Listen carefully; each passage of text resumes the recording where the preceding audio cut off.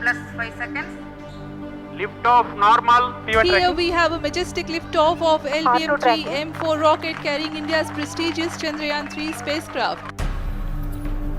আপনি কি জানেন আজ যে ভারত চাঁদে, মঙ্গলে এবং সূর্যের কাছেও মহাকাশযান পাঠাচ্ছে, সেই ভারতের মহাকাশ যাত্রা শুরু হয়েছিল মাত্র একটি ছোট্ট স্যাটেলাইট দিয়ে। সেই স্যাটেলাইটের নাম ছিল আর্যভট্ট।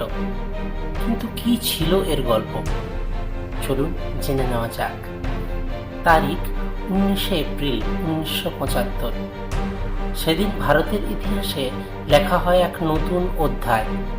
ভারতের প্রথম কৃত্রিম উপগ্রহ আর্যভট্ট সফলভাবে মহাকাশে উৎক্ষেপণ করা হয়।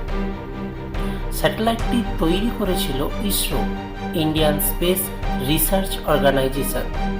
তবে সে সময় ভারতের নিজস্ব স্যাটেলাইট উৎক্ষেপণের ব্যবস্থা না থাকায় এটি সোভিয়েত ইউনিয়নের ইন্টার কসমস প্রোগ্রামের অংশ হিসেবে সোভিয়েত ইউনিয়নের কাপুস্তিন এয়ার উৎক্ষেপণ কেন্দ্র থেকে কসমস 3M রকেটের মাধ্যমে মহাকাশে পাঠানো হয়।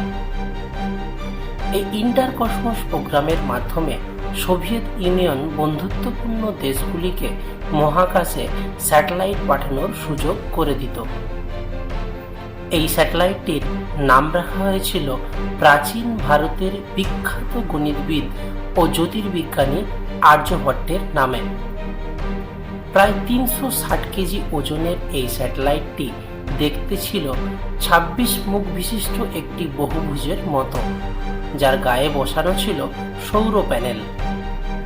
এর প্রধান উদ্দেশ্য ছিল এক্স রে জ্যোতির্বিজ্ঞান, সৌর পদার্থবিদ্যা এবং পৃথিবীর উপরের বায়ুমণ্ডল নিয়ে বৈজ্ঞানিক গবেষণা করা।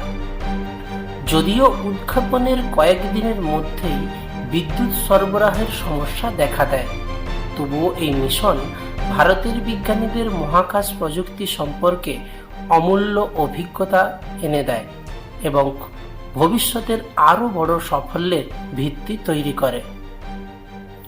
আর্যভট্ট শুধু একটি স্যাটেলাইট ছিল না, এটি ছিল ভারতের মহাকাশ স্বপ্নের প্রথম পদক্ষেপ।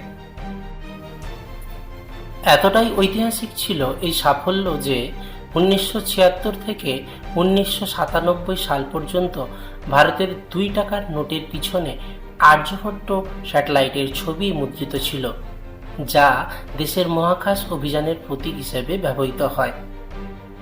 আজ সেই পথ ধরেই ভারত সফল করেছে চন্দ্রযান 1, চন্দ্রযান 3, মঙ্গলযান, আদিত্য L1-এর মতো বিশ্বজোড়া প্রশংসিত মহাকাশ অভিযান।